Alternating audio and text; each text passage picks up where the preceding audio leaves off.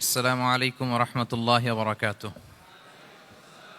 بسم الله والصلاة والسلام على رسول الله بعد. أعوذ بالله من الشيطان الرجيم. بسم الله الرحمن الرحيم. والتين والزيتون وطور سينين وهذا البلد الأمين لقد خلقنا الإنسان في أحسن تقويم. صدق الله العظيم. رب اشرح لي صدري ويسر لي أمري واحلل عقدة من لساني يفقه قولي. আমরা শুরুতে আল্লাহ রাব্বুল ইজ্জা ওয়াল জালালের দরবারে শুকরিয়া জ্ঞাপন করছি যে আল্লাহ তাআলা আমাদেরকে সাইয়্যিদুশ শুহুর 12 মাসের মধ্যে থেকে শ্রেষ্ঠতম মাস রমাদানুল মুবারাকে ইফতারির পূর্ব মুহূর্তে মহাবিশ্বের মহাবিশ্বয় মহাগ্রন্থ আল কোরআন আল কারীম থেকে সরাসরি কিছু কথা শুনবার জন্য একত্রিত হওয়ার সুযোগ করে দিয়েছেন। আমরা সবাই পড়ছি কালিমাতুশ শুকর আলহামদুলিল্লাহ। শুরুতেই সূরাতুত তিনের কয়েকটা আয়াত তেলাওয়াত করেছি। এটা কালামুল্লাহ মাজিদের 95 নম্বর সূরা। এই সূরাটা মক্কাতুল মুকাররমাতে নাজিল হয়েছে। এই সূরার আয়াত সংখ্যা 8টা। এই সূরার শুরুতে আল্লাহ তাআলা 4টা কসম করেছেন, ওয়াত-তিনি ওয়াজ-যাইতুনি ওয়া-তুরি সিনিনা ওয়া হাযাল বালাদিল আমিন। ওয়াত-তিন, তিনের কসম, ওয়াজ-যাইতুন, যাইতুনের কসম, ওয়া-তুরি সিনিন, সিনাই পর্বতের কসম, ওয়া হাযাল বালাদিল আমিন, আর এই নিরাপদ শহরের কসম। তো 4টা শপথ করেছেন বা আল্লাহ তাআলা কসম করেছেন। কসম দিয়ে আল্লাহ তাআলা কোরআনের অনেক সূরা শুরু করেছেন। যেমন একটা সূরায় আল্লাহ ফজরের সময়ের কসম করেছেন, আল্লাহ বলেছেন ওয়াল ফাজর। আল্লাহ আকাশের কসম করেছেন ওয়াস সামা ইযাতিল বুরুজ। আল্লাহ তাআলা সূর্যের কসম করেছেন ওয়াশ শামসি ওয়া দুহাহা। এভাবে আল্লাহ তাআলা তার সৃষ্টির অনেক কিছুর কসম করে গুরুত্বপূর্ণ কোনো মেসেজ বা বার্তা আমাদের সামনে হাজির করেন। তো এই সূরাতে আল্লাহ তাআলা 4টা জিনিসের কসম করে একটা খুবই গুরুত্বপূর্ণ বার্তা মানব মণ্ডলীর জন্য এই সূরাতে তিনি হাজির করেছেন। এই সূরাটা আমাদের অনেকেরই মুখস্থ আলহামদুলিল্লাহ, এবং আল্লাহ রাসূল সাল্লাল্লাহু আলাইহি ওয়াসাল্লাম প্রায় বিভিন্ন নামাজে এই সূরাটা তেলাওয়াত করতেন। বারা ইবনে আযিব রাদিয়াল্লাহু তাআলা আনহু উনি বর্ণনা করেন যে আমি একবার এশার সালাতে আল্লাহ রাসূল সাল্লাল্লাহু আলাইহি ওয়াসাল্লামের কণ্ঠে নামাজে সূরা 3 তিনি তেলাওয়াত করেছেন, আমি নিজ কানে শুনেছি। এবং ওনার কণ্ঠ যে এত মধুর ছিল, আমার জীবনে এত সুমধুর কণ্ঠের তেলাওয়াত আমি শুনি নাই। আল্লাহর হাবিব সাল্লাল্লাহু আলাইহি ওয়াসাল্লামের কোরআন তেলাওয়াতের যে কণ্ঠ এত সুমিষ্ট ছিল, এত চমৎকার ছিল, শুধু তেলাওয়াত শুনেই অনেকে শাহাদা পড়ে মুসলমান হয়েছে। আবু জাহেল মক্কায় নিষেধ করতো যে কেউ যাবা না মুহাম্মদের কাছে, সে পাগল, সে গণক, সে মিথ্যাবাদী, সে জাদুকর, সে স্বামী স্ত্রীর মধ্যে বিচ্ছিন্নতা নিয়ে আসে, সে বাবা ছেলেকে আলাদা করে দেয়, তার কাছেই যাবা না। আর সে যা বলে শুনবাই না, কানে আঙ্গুল দিয়ে রাখবা। তো মানুষকে যেটা নিষেধ করা হয় বেশি, মানুষের ওইটার ব্যাপারে আগ্রহ থাকে বেশি। সে যত নিষেধ করতো মানুষ আরো বেশি বেশি যে শুনতো। মানুষকে সে কি বারণ করবে, সে দিনের বেলা নিষেধ করতো, রাতে যে লুকিয়ে লুকিয়ে নিজেই তেলাওয়াত শুনতো। তাহলে চিন্তা করেন যে আল্লাহর হাবিব সাল্লাল্লাহু আলাইহি ওয়াসাল্লামের কোরআনিক রেসিটেশন কত চমৎকার মেলোডিয়াস ভয়েস হলে স্বয়ং আবু জাহাল রাত্রিবেলা লুকিয়ে লুকিয়ে কোরআন তেলাওয়াত শুনতে যেত আল্লাহর হাবিব সাল্লাল্লাহু আলাইহি ওয়াসাল্লামের কণ্ঠে। তো রাসূল সাল্লাল্লাহু আলাইহি ওয়াসাল্লাম সূরাতুত 3টা এশার সালাতে তিনি তেলাওয়াত করেছেন, এই মর্মে হাদিসে পাওয়া যায়। এবং এই সূরাটা একটা ফলের নামে সূরা। 3 একটা ফল, আরব বিশ্বে খুব বেশি হয় 3 ফল। আমরা বাংলাদেশে ডুমুর বলি, ইংরেজিতে ফিগ বলে, ফিগ ট্রি। তো ফলের নামে বেসিক্যালি আল্লাহ তাআলা এই সূরাটাকে, এই চ্যাপ্টারটাকে ডেডিকেট করেছেন। আমরা সূরাকে ইংরেজিতে চ্যাপ্টার বলি। কোরআনে 114টা চ্যাপ্টার, এর মধ্যে এই সূরাটা হচ্ছে ফলের নামে ডেডিকেটেড। বিভিন্ন নামে খুব ইনক্লুসিভ ওয়েতে আল্লাহ তাআলা কোরআনে সূরাগুলো দিয়েছেন। কোরআনে আপনি প্রাণীর নামে সূরা পাবেন, প্রাণী। মানুষের নামে সূরা পাবেন।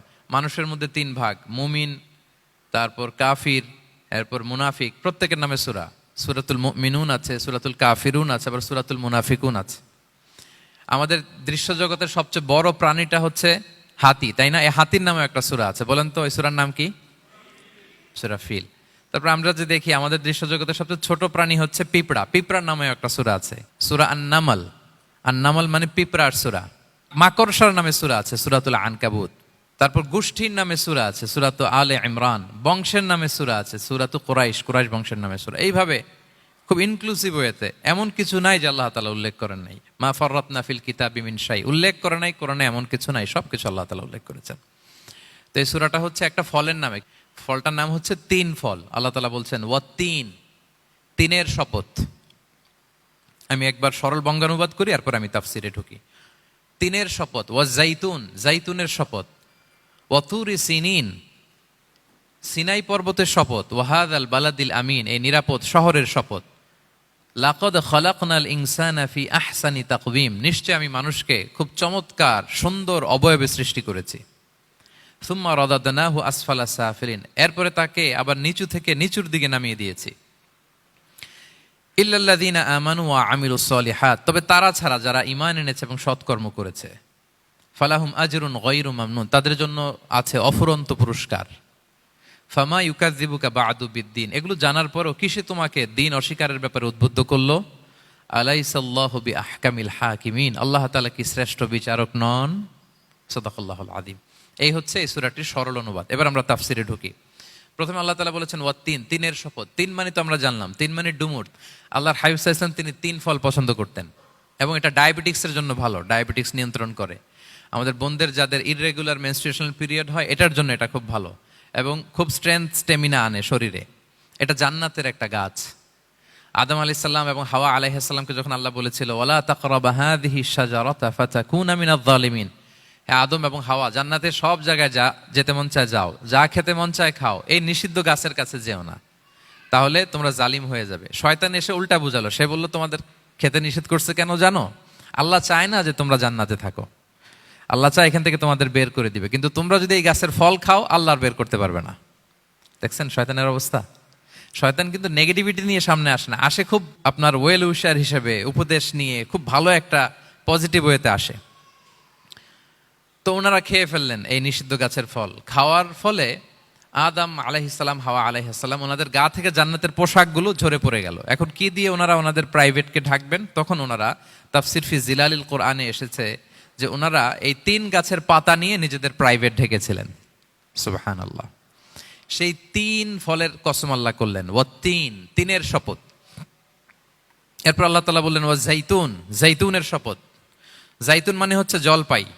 তো আল্লাহ তাআলা বললেন ওয়া জাইতুন, জাইতুনের শপথ। জাইতুন মানে হচ্ছে জলপাই, ইংরেজিতে আমরা যেটাকে অলিভস বলি। তো আল্লাহ তিনের কসম করলেন এবং অলিভের কসম করলেন। দুইটাই খুব উপকারী ফল এবং আল্লাহর হাবিব সাল্লাল্লাহু আলাইহি ওয়াসাল্লাম তিনি জলপাইও খুব পছন্দ করতেন।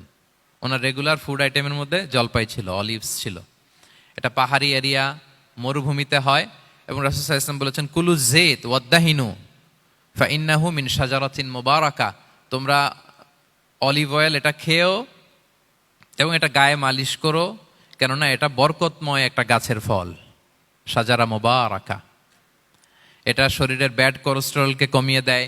দাড়িতে অ্যাপ্লাই করলে, চুলে অ্যাপ্লাই করলে সহজে পাকে না দাড়ি চুল, এবং স্কিনে অ্যাপ্লাই করলেও স্কিনের জন্য ভালো, স্কিনের জন্য বেশ ভালো। এটা যাদের সুযোগ হয় আপনারা দাড়িতে চুলে অ্যাপ্লাই করবেন, খাবেন। এটা খাওয়াও যায়। তাম্বুতু বিদ্দুহনি ওয়াসিবগিল লিল আখিলিন, কোরআনে এসেছে। এটা অয়েল হিসেবে ইউজ করে, আবার খাবার হিসেবেও ইউজ করা যায়। সালাদ ড্রেসিং এর ক্ষেত্রে কিন্তু অলিভ অয়েল আমরা ইউজ করি। ইদানিং পিজাতে খুব ইউজ করা হয় অলিভ, জলপাইটা। তো এটা আপনারা খেতে পারেন, এটা খুবই সুস্বাদু। এবং জলপাই গাছের মানে জাইতুন গাছের ডালের মেসোয়াক খুব ভালো হয়। আল্লাহর হাবিব সাল্লাল্লাহু আলাইহি ওয়াসাল্লাম জাইতুনের ডাল দিয়ে মেসোয়াক করতেন। তিনি বলতেন নি'মাস সিওয়াকিয়া জাইতুন, সবচেয়ে শ্রেষ্ঠ মেসোয়াক হচ্ছে জাইতুনের। মিনাশ শাজারাতিল মুবারাকা, কারণ এটা বরকতময় গাছের ডালা।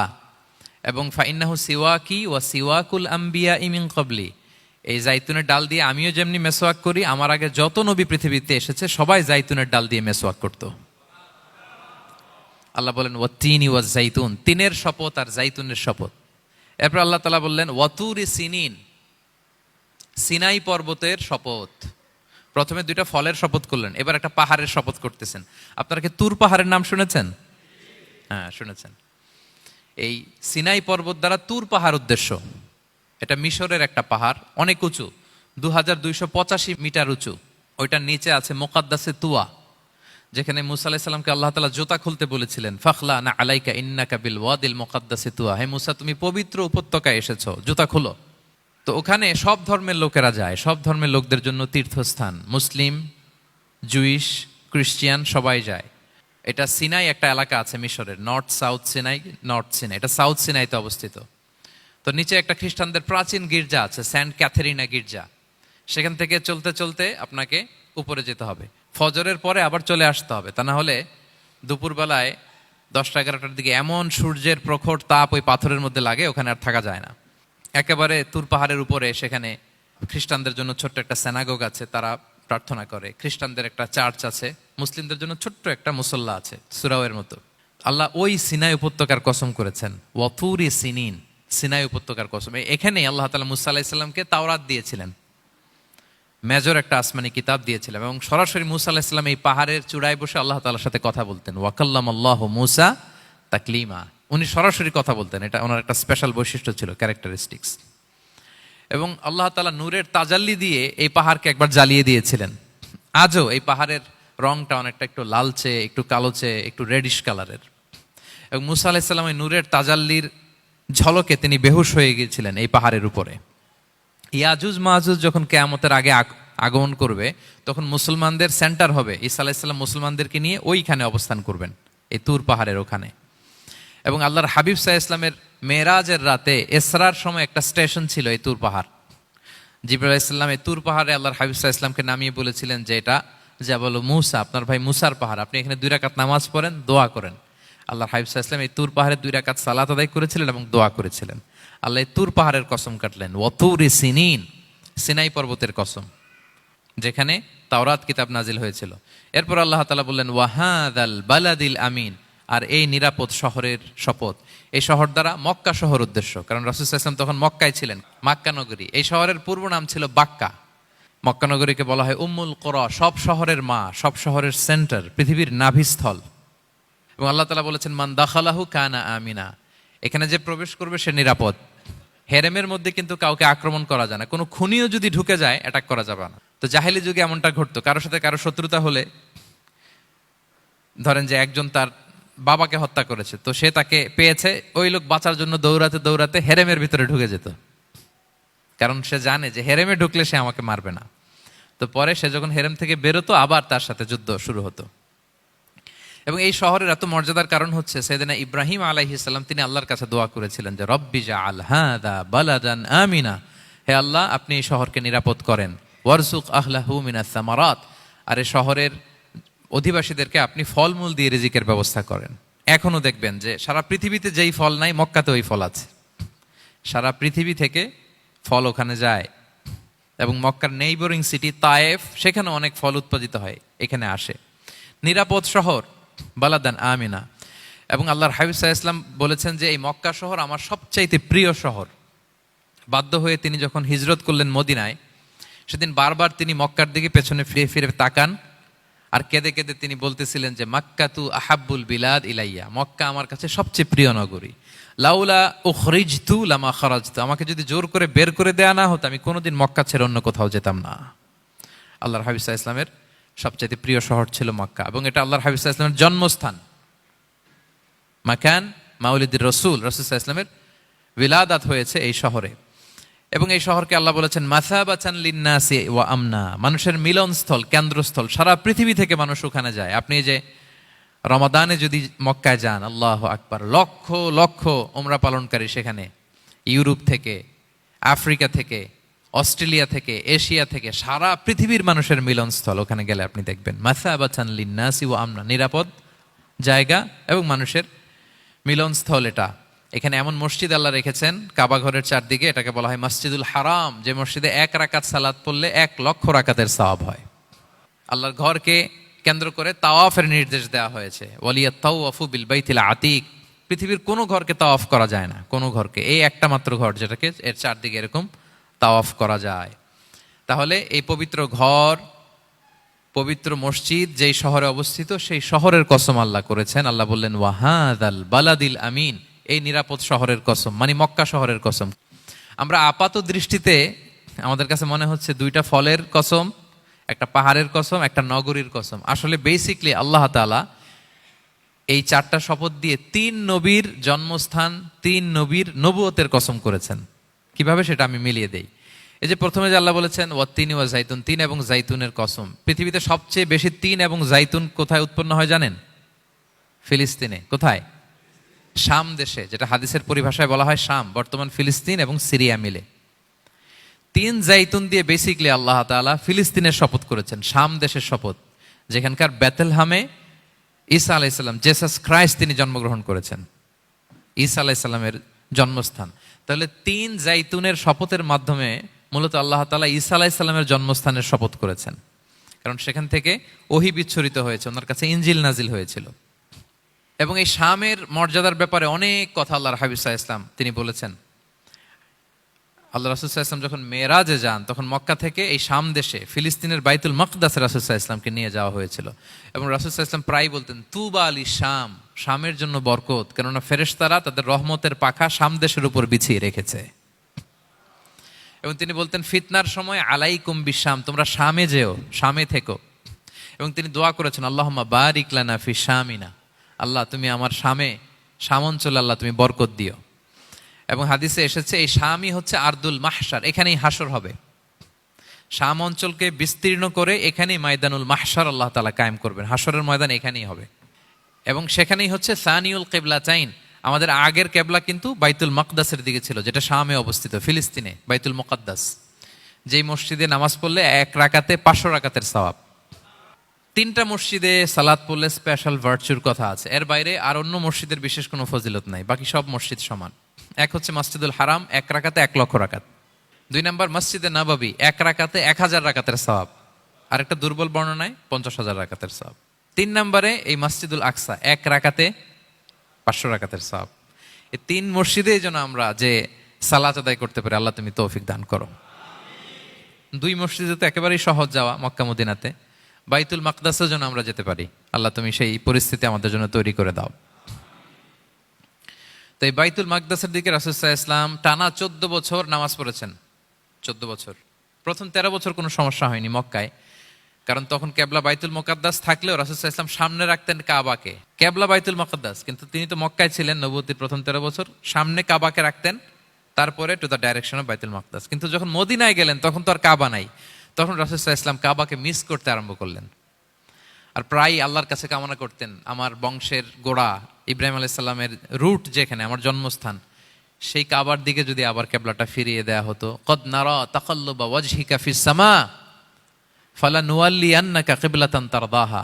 আল্লাহ আয়াত নাযিল করলেন, নবী আপনি আকাশের দিকে তাকিয়ে কি ভাবেন আমি বুঝি, আপনি চান কেবলা যেন আমি মক্কার দিকে ঘুরিয়ে দেই। আল্লাহ তাআলা ঘুরিয়ে দিলেন। আল্লাহ বলেন, ফাওয়াল্লি ওয়াজহাকা শাতরাল মসজিদিল হারাম, এখন থেকে মসজিদুল হারামের দিকে আপনি টু দ্য ডাইরেকশন অফ কেবলা নামাজ পড়বেন। কেবলা চেঞ্জ হয়ে গেল। তো মদিনায় যে 16-17 মাস, আর মক্কায় 13 বছর, মোট 14 বছর আল্লাহর হাবিব সাল্লাল্লাহু আলাইহি ওয়াসাল্লাম এই মসজিদুল আকসার দিকেই হয়েই তিনি নামাজ পড়েছেন। এটা আমাদের আগের কেবলা ছিল। এবং শেষে কিয়ামতের আগে যে মালহামার যুদ্ধ হবে, তখন রাসূল সাল্লাল্লাহু আলাইহি ওয়াসাল্লাম বলেছেন, মালহামার যুদ্ধের সময় মুসলমানদের ফুস্তাদ বা তাবু হবে, শিবির হবে এই ফিলিস্তিনের দামেস্কের পাশে আল গৌতা নামে এক জায়গা আছে, ওই গৌতাতে। এবং ঈসা আলাইহিস সালাম এসে যে দাজ্জালকে হত্যা করবেন, সেটাও এই শামে। ফিলিস্তিনের বাবুল লুদ এখনো একটা জায়গা আছে, ওই জায়গাটার নাম এখনো বাবুল লুদ, ওখানে তিনি দাজ্জালকে হত্যা করবেন। এবং সেখানে একটা সাদা মিনারা আছে, ফেরেশতার পাখায় ভর করে ঈসা আলাইহিস সালাম তখন সেখানে নেমে আসবেন। ওই ফিলিস্তিনের ওই শাম দেশের ওই মিনারার পাশে তিনি এসে পৃথিবীতে তিনি নুজুল করবেন, নুজুল ঈসা আলাইহিস সালাম। তো 3 এবং জাইতুনের কসম করে বেসিকলি আল্লাহ তাআলা ঈসা আলাইহিস সালামের জন্মস্থানের কসম করেছেন, কারণ 3 এবং জাইতুন, ডুমুর এবং জলপাই, অলিভ কোন দেশে বেশি হয়? শাম দেশে। আওয়াজ করে বলেন কোন দেশে? বর্তমান ফিলিস্তিন এবং সিরিয়া। এবং ওই ভূখণ্ডে আল্লাহ নবী ঈসা আলাইহিস সালামের জন্মস্থান। তাহলে এই 2 ফলের কসম করে বেসিকলি আল্লাহ তাআলা ঈসা আলাইহিস সালামের জন্মস্থানের কসম করেছেন। ওনার প্রতি নাজিল হওয়া যে তাওরাত ইনজিল গ্রন্থ, এই রেভেলেশনের কসম করেছেন। আচ্ছা, এরপরে ওয়াতুরি সিনিন, সিনাই পর্বতের কসম। সিনাই পর্বত বা তুর পাহাড় হচ্ছে মিশরে অবস্থিত, আর মিশর হচ্ছে মুসা আলাইহিস সালামের জন্মস্থান। কার জন্মস্থান? মুসা আলাইহিস সালামের জন্মস্থান। তাহলে ওয়াতুরি সিনিন, তুর পাহাড়ের কসম বুঝিয়ে আল্লাহ তাআলা মূলত মুসা আলাইহিস সালামের জন্মস্থানের কসম করেছেন, যেখানে তাওরাত নাজিল হয়েছে। এরপরে ওয়াহাদাল বালাদিল আমিন, এ নিরাপদ শহর বলে আল্লাহ তাআলা মক্কা শহরকে বুঝিয়েছেন। আর মক্কা কার জন্মস্থান বলেন তো? মুহাম্মদুর রাসূলুল্লাহ সাল্লাল্লাহু আলাইহি ওয়াসাল্লাম, সাইয়্যিদুল মুরসালিন, খাতামুন নবিয়্যিন, রাহমাতাল লিল আলামিন, হাবিবুল্লাহ মুহাম্মদুর রাসূলুল্লাহ সাল্লাল্লাহু আলাইহি ওয়াসাল্লামের জন্মস্থান। তাহলে এই 4টা আয়াতে 4টা শপথের মধ্য দিয়ে মূলত আল্লাহ তাআলা ঈসা আলাইহিস সালামের জন্মস্থান, মুসা আলাইহিস সালামের জন্মস্থান এবং মুহাম্মদ সাল্লাল্লাহু আলাইহি ওয়াসাল্লামের জন্মস্থান, যেই 3টা এলাকায়, ভূখণ্ডে 3টা মেজর ওহী নাজিল হয়েছে। এক তো ঈসা আলাইহিস সালামের কাছে নাজিল হয়েছে ইনজিল কিতাব, আর একটা হচ্ছে তাওরাত। তাওরাত এমন কিতাব যে কিতাব দিয়ে হাজার হাজার নবীরা ফয়সালা করেছেন।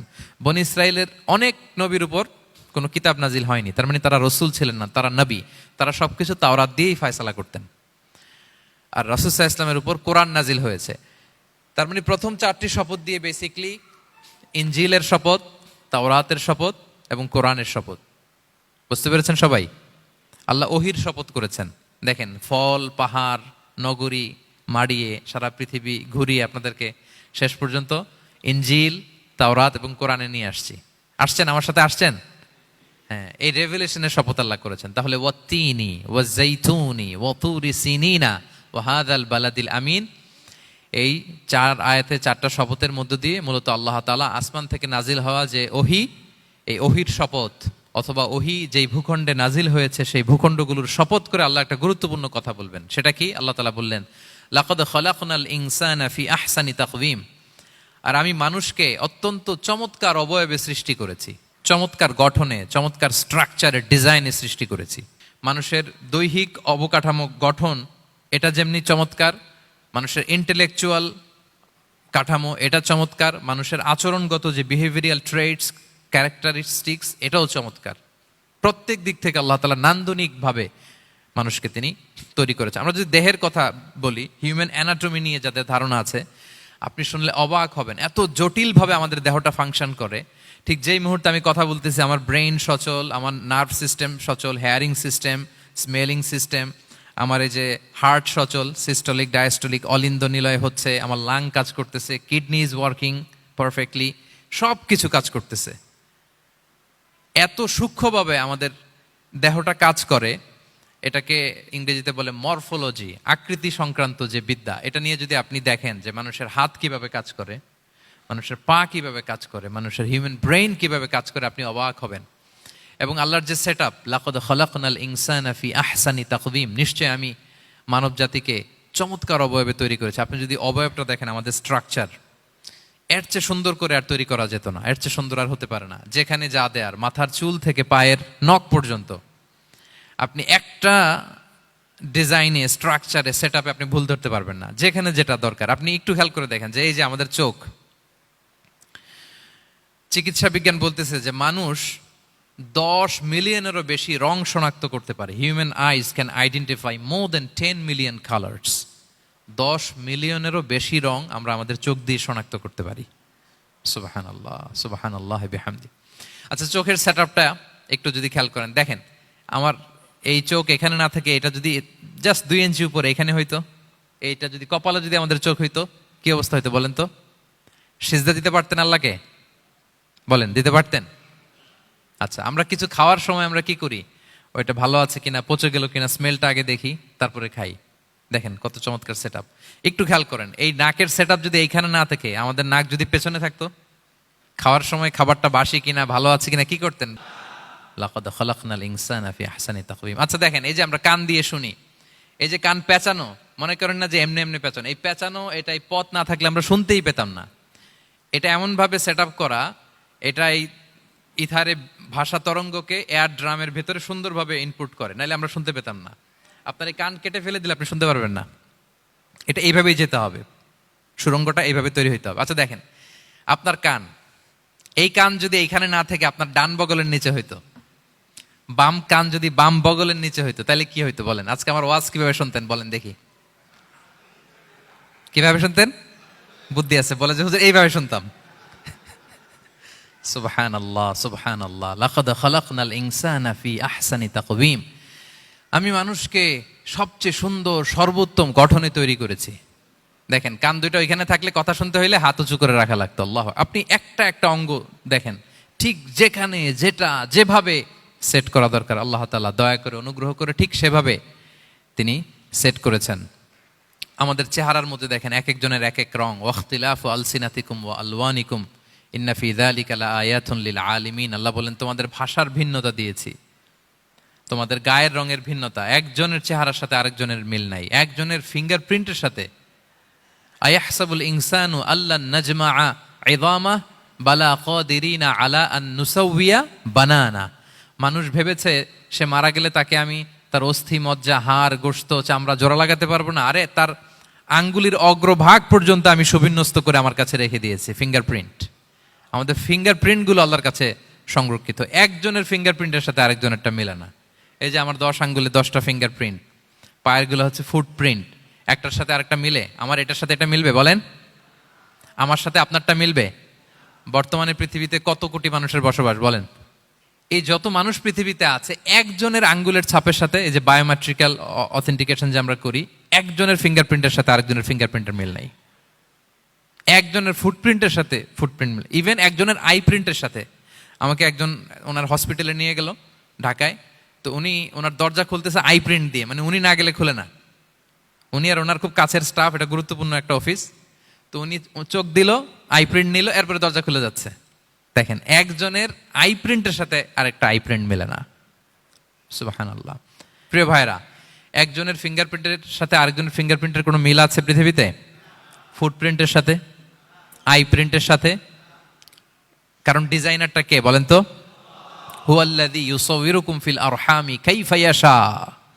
মায়ের পেটে থাকতেই আল্লাহ তাআলা এগুলো ডিজাইন করে দিয়েছেন। আমি কেমন হব, আমার বৈশিষ্ট্য কেমন কেমন হবে, এই যে আমি যে আমার বাবা দাদা 14 পুরুষের ডিএনএ বয়ে বেড়াই, এগুলো সব নিয়ে আমার বৈশিষ্ট্য, আমার কণ্ঠস্বর, আমার ক্যারেক্টারিস্টিক্স, আমার ফিচার কেমন হবে, সব তিনি আল্লাহ তাআলা মায়ের পেটে থাকতেই ডিজাইন করে দিয়েছেন। সুবহানাল্লাহ। আল্লাহ বলছেন লাকাদ খালাকনাল ইনসানা ফি আহসানি তাকওয়িম। প্রিয় ভাইরা, কসম করার পরে আল্লাহ যে কথাটা বলেন, এটা অনেক গুরুত্বপূর্ণ, খুবই গুরুত্বপূর্ণ বার্তা। আল্লাহ চারটা কসম করে, তিনটা নবীর জন্মস্থানের শপথ করে তিনি বললেন লাকাদ খালাকনাল ইনসানা ফি আহসানি তাকওয়িম।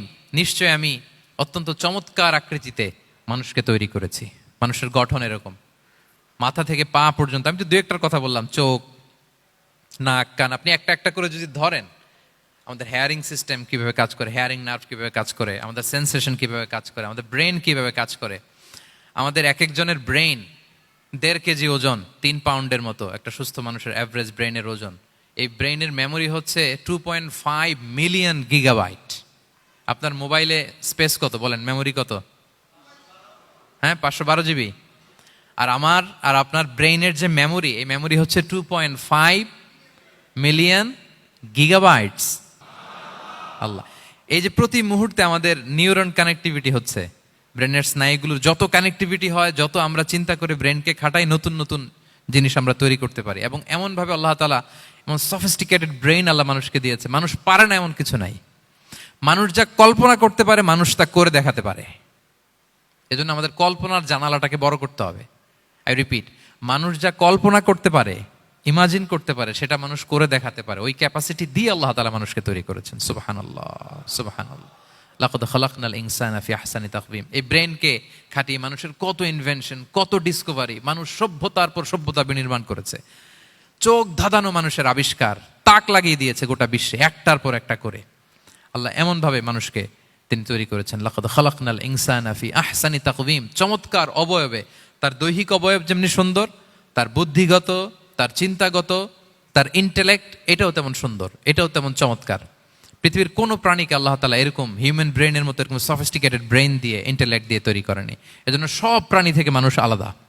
সব প্রাণী থেকে মানুষের চিন্তা, বিবেক, বুদ্ধি এগুলো আলাদা। তাহলে দেখেন, মানুষের শ্রেষ্ঠত্ব মূলত এগুলোর দ্বারা। মানুষ যদি তার চিন্তা, বিবেক, বুদ্ধি খাটায়, সে শ্রেষ্ঠ হয়ে যায়। আমি একটা কথা প্রায় বলি যে মানুষ যদি ভালো হয়, সে ফেরেশতার চেয়েও ভালো। আর মানুষ যদি খারাপ হয়, সে পশুর চেয়েও নিকৃষ্ট। আল্লাহ বলেন উলাইকা কাল আনআমি বাল হুম আদাল লাহুম কুলুবুল লা ইয়াফকাহুনা বিহা ওয়া লাহুম আ'য়ুনুল লা ইউবসিরুনা বিহা ওয়া লাহুম আযানুল লা ইয়াসমাউনা বিহা উলাইকা কাল আনআমি বাল হুম আদাল। তাদের হৃদয় আছে, ওটা দিয়ে অনুধাবন করে না সত্যকে। চোখ আছে, ওটা দিয়ে সে সত্যটা দেখে না। কান আছে, হকের কথা শোনে না। উলাইকা কাল আনআম, আল্লাহ বলেন তারা প্রাণীর মতো, চতুষ্পদ জন্তুর ন্যায়। শুধু অতটুকুই না, বাল হুম আদাল, তারা তার চেয়েও নিকৃষ্ট, তার চেয়েও নিকৃষ্ট। তাহলে মানুষ ভালো হলে সে ফেরেশতাকে ছাড়িয়ে যায়, আর মানুষ নিকৃষ্ট হলে সে পশুত্বকে হার মানায়। কথা বুঝতে পেরেছেন? মানে আমরা ভালো হলে সবচেয়ে ভালো, খারাপ হলে সবচেয়ে খারাপ। একটা পশু আর একটা পশুকে হত্যা করে কেটে 20 টুকরা করছে, এরকম কোন নিউজে আসছে কোনোদিন? কিন্তু আশরাফুল মাখলুকাত মানুষ তার মতো রক্তে মাংসে গড়া আরেকটা মানুষকে নির্মমভাবে হত্যা করে কেটে 20 টুকরা করে বস্তাবন্দি করে ডোবার মধ্যে ফেলে রাখছে। এরকম নিউজ আছে না বলেন? আছে। মানুষ তার মতো একটা মানুষকে নির্মমভাবে হত্যা করে। এরকমও তো আছে যে কেরোসিন দিয়ে তার মতো আরেকটা মানুষকে সে জ্বালিয়ে দিয়েছে, আছে না নাই বলেন? গ্রামের পর গ্রাম জ্বালিয়ে দেয়, জনপদের পর জনপদ ধ্বংস করে দেয়, বোমা মেরে শহর উড়িয়ে দেয়। লিটল বয় মেরেছিল আমেরিকান সোলজাররা জাপানের হিরোশিমা শহরের উপর। আমি হিরোশিমা তো গত বছর ভিজিট করে আসলাম, আমি নিজে দেখে এসেছি যে এখানে বোমটা মেরেছে। মুহূর্তের মধ্যে পুরো শহর ভ্যানিশ, এমন রেডিয়েশন। তো যেই আমেরিকান পাইলট বোমা মারতেছে সেও মানুষ, সেও কি? আর যাদেরকে ধ্বংসের জন্য এই লিটল বয় মারলো হিরোশিমাতে আর ফ্যাটম্যান মারলো নাগাসাকিতে, এরাও কি? তাহলে দেখেন, মানুষ তার মতো আরেকটা মানুষকে এরকম মেরে টুকরো টুকরো কুচি কুচি করতে সে দ্বিধাবোধ করে না। আল্লাহ, মানুষ গণহত্যা চালায়, জেনোসাইড। এই যে আমাদের বাংলাদেশে তো কিছুদিন আগে হলো গণহত্যা, হেলিকপ্টার থেকে গুলি করে বাচ্চা মেরে ফেলতেছে। কার বাচ্চা, কার কলিজার টুকরা সন্তান, ডোন্ট কেয়ার। জনগণের টাকায়, ট্যাক্সের টাকায় কেনা বুলেট, হেলিকপ্টার দিয়ে জনগণকে, ছাত্রদেরকে হত্যা করা হয়েছে। দেখেন, সেও মানুষ। যারা হত্যা করতেছে, গণহত্যা, জেনোসাইড চালিয়েছে, তারাও মানুষ। তাহলে মানুষ যদি খারাপ হয়, মানুষের চেয়ে খারাপ আর কেউ হয়? আর মানুষ ভালো হলে মানুষের চেয়ে ভালো কেউ হতে পারে? মানুষ এমন জায়গায় যেতে পারে যেখানে ফেরেশতারাও যেতে পারে না। জিবরাইল ইসলামের যাওয়ার সীমানা যেখানে শেষ, মুহাম্মদ সাল্লাল্লাহু আলাইহি ওয়াসাল্লামের ঊর্ধ্ব জগতের কাহিনী সেখান থেকে শুরু। আল্লাহু আকবার। তাহলে মানুষ ভালো হলে ফেরেশতাকে ছাড়ায়, মানুষ খারাপ হলে পশুত্বকে হার মানায়। So the decision is yours. রাস্তা দুইটা, আপনি কোন দিকে যাবেন? আপনি কি ডান দিকে জান্নাতের পথে যাবেন নাকি বাঁ দিকে জাহান্নামের পথে যাবেন? সিদ্ধান্ত আপনার। আল্লাহ তাআলা বললেন, লাকাদ খালাকনাল ইনসানা ফি আহসানি তাকওয়িম। আমি মানুষকে চমৎকার আকৃতিতে তৈরি করেছি। হাতের মেকানিজম কি, পায়ের মেকানিজম কি, আমার চেয়ে আপনারাও ভালো জানেন। এগুলো ঘন্টার পর ঘন্টা আপনি বলতে পারবেন যে কেমন ভাবে আল্লাহ তাআলা তৈরি করেছেন। আল্লাহ বলেন, মানুষকে আমি অত্যন্ত চমৎকার আকৃতি দিয়ে তৈরি করেছি। তার সৃষ্টিগত কাঠামো, তার বুদ্ধিবৃত্তিক কাঠামো, তার চিন্তাগত কাঠামো, তার আচরণগত কাঠামো, তার নৈতিকতায় তাকে এমন উচ্চ মর্যাদার আসন আমি দিয়েছি, এটা যদি সে অ্যাচিভ করে, বিলং করে, তাহলে তার চেয়ে শ্রেষ্ঠ কেউ আর হতে পারে। কিন্তু আল্লাহর দেয়া এই ক্যাপাসিটিগুলো, এই নেয়ামাগুলো যদি সে অ্যাকসেপ্ট না করে, সে যদি পশুত্বের পথে হাঁটে, সে যদি শয়তানের দেখানো পথে হাঁটে, তাহলে সে এত নিচে যাবে, অন্য কেউ আর এত নিচে যেতে পারে না। মানুষ যত নিচে যেতে পারে, ফেরেশতারাও অত নিচে যেতে পারবে না, জিন জাতীয় পারবে না, কোনো প্রাণীর পক্ষে যাওয়া সম্ভব না। তাহলে মানুষকে আল্লাহ তাআলা এমন সফিস্টিকেটেড ওয়েতে তৈরি করেছেন, চাইলে সে সবার উপরে যেতে পারে। আবার চাইলে আল্লাহর দেয়া নেয়ামতগুলোকে যদি সে ভিন্ন খাতে প্রবাহিত করে, সে সবচেয়ে নিকৃষ্ট হতে পারে। সেটাই আল্লাহ বললেন, সুম্মা রাদাদনাহু আসফালা সাফিলিন। এরপরে তাকে আমি হীন থেকে হীনতর করেছি, নিচ থেকে আরো নিচে নিয়েছি। সে যখন ঈমান আনে না, সে যখন সৎকর্ম করে না, সে যখন আল্লাহর শেখানো, আল্লাহর দেখানো রাস্তায় সে চলে না, সে যখন তার নফসের কথা শুনে, সে যখন তার প্রবৃত্তির গোলাম সাজে, সে সবচেয়ে নিকৃষ্ট হয়। আসফালা সাফিলিন মানে একেবারে নিচে, এর নিচে আর নাই। আল্লাহ বলেছেন, ইন্নাল মুনাফিকিনা ফিদ দারকিল আসফালি মিনান নার। সেখানে আল্লাহ আসফাল বলেছেন। মুনাফিকরা জাহান্নামের একেবারে তলদেশে থাকবে। তাই মানুষ যদি ঈমান আর সৎকর্মের বলে বলিয়ান না হয়, সে এত খারাপ হয়, কেউ এত নিচে যেতে পারে না। বলেন, মানুষ যত নিচে যেতে পারে, জিন তত নিচে যেতে পারবে? ফেরেশতারা পারবে না। আর মানুষ যত উপরে যেতে পারে, ফেরেশতারা এত উপরে যেতে পারবে না। সো দুইটারই সুযোগ আপনার আছে। সুম্মা রাদাদনাহু আসফালা সাফিলিনের দুইটা ব্যাখ্যা। কোন কোন মুফাসসির বলেছেন, যৌবনের পর, যৌবনে থাকে শক্তিশালী, বার্ধক্যের সময় যখন সে নুয়ে যায়, ছোট হয়, সে একেবারে দুর্বল হয়ে যায়, সেটা বোঝানো হয়েছে। আর অন্যান্য মুফাসসিরিন একরাম বলেছেন, না, আল্লাহর দেওয়া এই নেয়মা, ক্যাপাসিটি যখন সে সঠিক পথে কাজে লাগায় না, সে যখন প্রবৃত্তির অনুসরণ করে, সে তখন এত খারাপ হয়, এত নিচ থেকে নিচুতর হয়, এত হীন থেকে হীনতর হয়, তার চেয়ে হীনতর আর কেউ তখন হতে পারে না। সেখান থেকে বাঁচার দুটি রাস্তা আল্লাহ বলেছেন। আল্লাহ বলছেন, ইল্লাল্লাযীনা আমানু ওয়া আমিলুস সলিহাত। তবে যারা ঈমান আনে এবং সৎকর্ম করে তারা ছাড়া। তারা ওই নিচু থেকে নিচুতর নয়, তারা শ্রেষ্ঠতর। ঈমান এবং সৎকর্ম, ঈমান এবং আমলে সালেহাত। কোরআনের অনেক জায়গায় আপনি আয়াতটা পাবেন, ইন্নাল্লাযীনা আমানু ওয়া আমিলুস সলিহাতি কানাত লাহুম জান্নাতুল ফিরদাউসি নুজুলা। নিশ্চয়ই যারা ঈমান এনেছে, সৎকর্ম করেছে, তাদের জন্য আমি জান্নাতে ফেরদাউস রেখে দিয়েছি। তো আল্লাহ বলেন তারা নিকৃষ্ট হবে না যারা ঈমান এনেছে, সৎকর্ম করেছে। যারা কি এনেছে? ঈমান। আর কি করেছে? সৎকর্ম করেছে। ইল্লাল্লাযীনা আমানু, যারা ঈমান এনেছে, সৎকর্ম করেছে, ফালাহুম আজরুন গায়রু মামনুন, তাদের জন্য রয়েছে অফুরন্ত পুরস্কার, মানে জান্নাত। তাদের জন্য কি? ওই জান্নাতে যেতে আমরা চাই কি চাই না বলেন? রাস্তা কয়টা? এটা চলে গেছে ডান দিকে, এটার গন্তব্য হচ্ছে ডেস্টিনেশন জান্নাতুল ফেরদাউস। আর এটা শয়তানের পথ, এটা আপনার প্রবৃত্তির দেখানো পথ, এটা চলে গিয়েছে জাহান্নামে। So now the decision is years. আপনার ডিসিশন, কোন দিকে যাবেন, ডানে না বায়ে? জান্নাতে না জাহান্নামে? জান্নাতে যেতে চাই আমরা। ফালাহুম আজরুন গায়রু মামনুন, তাদের জন্য আছে অফুরন্ত নেয়ামত, অফুরন্ত পুরস্কার। আমরা যেন সেই পুরস্কার লাভে ধন্য হতে পারি, আমরা সবাই বলি আমিন। আল্লাহ বলেন এইভাবে 4টা কসম করার পরে, এত গুরুত্বপূর্ণ বার্তা হাজির করার পরে, তোমার ঘুমন্ত বিবেককে জাগিয়ে তোমাকে বার্তা দেওয়ার পরেও কিভাবে তুমি অস্বীকার করতে পারো আখিরাতকে? ফামা ইউকাযযিবুকা বা'দু বিদ্দিন, এরপরেও কোন বিবেকে, কোন আকলে, কোন সাহসে তুমি কর্মফল দিবসকে অস্বীকার করো? কোন সাহসে?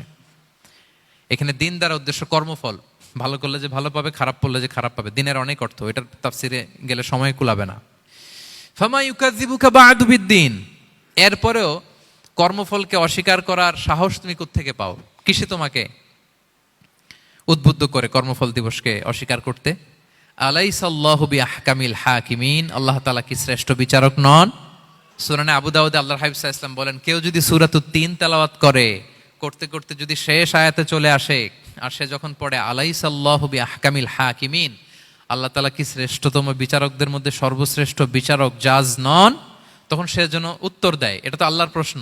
আলাইসাল্লাহু বিআহকামিল হাকিমিন, আল্লাহ আমাদেরকে প্রশ্ন ছুড়ে দিয়েছেন যে আল্লাহ তাআলা কি শ্রেষ্ঠ বিচারক নন? তখন যে তেলাওয়াত করে সে যেন বলে বালা বালা ওয়া আনা আলা যালিকা মিনাশ শাহিদিন। বালা মানে অবশ্যই, হ্যাঁ আল্লাহ অবশ্যই আপনি শ্রেষ্ঠ বিচারক, আর আপনি যে শ্রেষ্ঠতম বিচারক এই সাক্ষী আমি দিচ্ছি, এই ঘোষণা আমি দিচ্ছি। পড়েন সুবহানাল্লাহ। আপনি দেখবেন মসজিদুল হারামে, হারামাল মাক্কিতে যখন তেলাওয়াত করে ইমাম সাহেবরা, এই আয়াতের পরেই যদি রুকুতে যায়, দেখবেন ফিসফিস করে বলে যে বালা বালা ওয়া আনা আলা যালিকা মিনাশ শাহিদিন। আমি নিজে শুনেছি, দেখবেন ওনার এটা পরে, কারণ আল্লাহ এখানে প্রশ্ন ছুড়ে দিয়েছেন। আর উত্তর হিসেবে বলতে হবে বালা ওয়া আনা আলা যালিকা মিনাশ শাহিদিন, আল্লাহ অবশ্যই আপনি শ্রেষ্ঠ বিচারক। আল্লাহর চাইতে শ্রেষ্ঠ বিচারক আর হতে পারে? আমরা কত লাকি যে আল্লাহর আহকামুল হাকিমিন হিসেবে বিচারক পেয়েছি। হ্যাঁ, আমাদের বিচার যদি অন্য কেউ করতো, নিজেরা যদি নিজেদের, আল্লাহ যদি বলতো তোরটা বিচার তুই কর আর তোরটা তুই কর, কি অবস্থা হইতো বলেন? যার সাথে যার শত্রুতা আছে ওইখানে দেখাই দিত। কিন্তু আমরা বিচারক হিসেবে পেয়েছি কাকে? আল্লাহ কি পার্সিয়ালিটি করবে বিচারে? স্বজন প্রীতি করবে? কারো উপর জুলুম করবে? কাউকে ঠকাবে? আল্লাহ বলেন ওয়ামা আনা বিযাল্লামিল লিল আবিদ, আমি কখনো আমার বান্দার উপর জুলুম করি না, জুলুম করি না। নাদাউল মাওয়াজিনাল কিসতা লিয়াউমিল কিয়ামা, কিয়ামতের দিন আমি মিজান নামে এমন এক ন্যায় বিচারের মানদণ্ড স্থাপন করব, ফালা তুযলামু নাফসুন শাইআ, এক বিন্দু পরিমাণ কেউ মাজলুম হবে না, এক বিন্দু পরিমাণ কেউ মাজলুম হবে না। এজন্য দুনিয়াতে যদি বিচার না পান, আল্লাহর দরবার বিচারটা দিয়ে রাখেন, সেদিন বিচার হবে। আহকামুল হাকিমিন আপনারা ঠকাবে না। দুনিয়াতে বিচার পান নাই, মাজলুম হয়েছেন, মানুষ ভুল বুঝছে, কেউ আপনার ঠিক মতো বুঝে নাই, আপনার কথাটা কাকে বলবেন? বিপদে পড়লে ক্রাইসিস মোমেন্টে কাকে শেয়ার দিবেন? না ফেসবুকে শেয়ার দিবেন? আমরা তো ফেসবুকে শেয়ার দিয়ে দিই এখন। ফেসবুকে শেয়ার দেওয়ার আগে, বন্ধুকে শেয়ার দেওয়ার আগে, স্ত্রীর কাছে শেয়ার করার আগে আমার সমস্যার কথা আগে শেয়ার করব কাকে? কারণ আলাইসাল্লাহু বি আহকামিল হাকিমিন, আল্লাহ বলছেন আমি কি শ্রেষ্ঠ বিচারক নই? বালা বালা ইয়া রব ওয়া আনা আলা যালিকা মিনাশ শাহিদিন, অবশ্যই আল্লাহ আপনি শ্রেষ্ঠ বিচারক। ক্লিয়ার হয়েছে না সবার কাছে? শপথ কয়টা ছিল? 4টা। মূলত নবুয়তের শপথ, তাই না? নবুয়ত আমাদের জন্য সবচাইতে বড় নেয়ামত। কারণ নবীরা যদি আমাদেরকে এই তথ্যগুলো না দিতেন, আমরা জান্নাত জাহান্নাম চিনতাম? ভাইরা বলেন তো, আখেরাত চিনতাম? এই যে আখেরাত হবে, পুলসিরাত হবে, day of judgement, day of accountability, আল্লাহর সুপ্রিম কোর্টের কাঠ গড়ায় পাই টু পাই হিসাব দিতে হবে, নবীরা না এসে বললে আমরা এত বুঝতাম না। নবীরা জান্নাত জাহান্নাম চিনিয়েছে, আল্লাহর বিশদ পরিচয় আমাদের সামনে তুলে ধরেছে। আখিরাতের পরিচয়, লাইফ আফটার ডেথ কিরকম হবে, সবকিছু আমাদের কাছে তুলে ধরেছে। সো নবুয়ত আল্লাহ তাআলার পক্ষ থেকে অনেক বড় নেয়ামত। 2 নম্বর নেয়ামত হচ্ছে আল্লাহ তাআলা আমাদেরকে যে ক্যাপাসিটি দিয়েছে, বুদ্ধিমত্তা, ইন্টেলেক্ট, বিচার বিশ্লেষণ, যেটা দিয়ে আমরা অন্যান্য সব প্রাণী থেকে আলাদা, এটাও আল্লাহর বড় নেয়ামত। এই নেয়ামতের শুকরিয়া যেন আমরা করি। এবং আমি যেটা বলেছি, মানুষ যেটা কল্পনা করতে পারে সেটা সে করেও দেখাতে পারে। সো আল্লাহ তাআলা যাকে যেই কোয়ালিটি দিয়েছে, ক্যাপাসিটি দিয়েছে, আমরা যেন এই নেয়ামতের শুকরিয়া করি। নেয়ামতের শুকরিয়া করলে এই নেয়ামত দেওয়ার ধারাবাহিকতা এটা বাড়িয়ে দেয় কে? লা ইন শাকারতুম লা আযীদান্নাকুম ওয়া লা ইন কাফারতুম ইন্না আযাবি লাশাদীদ। শুকরিয়া করলে নেয়ামত আরো বাড়িয়ে দেব। তাহলে প্রথম নেয়ামত ছিল নবুওয়াত, প্রফেটহুড, প্রফেসি। এটা অনেক বড় নেয়ামত। এই রেভেলেশন এসে আমাদেরকে এনলাইটেন করেছে। তা না হলে আমাদের গড কে, গডের ফিচার কি, আখেরাত কি, জান্নাত কি, জাহান্নাম কি, the concept of punishment, concept of আখেরা, কিছুই আমরা ভালোভাবে বুঝতাম না। এটার শপথ আল্লাহ করেছেন। আল্লাহ আমাদেরকে নেয়ামত দিয়েছেন, ক্যাপাসিটি দিয়েছেন, সক্ষমতা দিয়েছেন, সবচাইতে সফিস্টিকেটেড ব্রেন দিয়ে তৈরি করেছেন। এটা একটা বড় নেয়ামত। এবং রাস্তা দেখিয়ে দিয়েছেন, হয় ডানে নয় বায়ে। এবং তিনি আশ্বাস দিয়েছেন যে তোমাদেরকে সঠিক ফায়সালার মাধ্যমে বিচার করা হবে সেদিন। তাই আমাদের বিপদে আপদে সব সময় আমরা যেন ফরিয়াদ করি এক মহান সত্তার কাছে। বলুন তো আওয়াজ করে, তিনি কে? আল্লাহর কাছে যেন আমরা ফরিয়াদ করি। আল্লাহ তাআলা আমাদের সবাইকে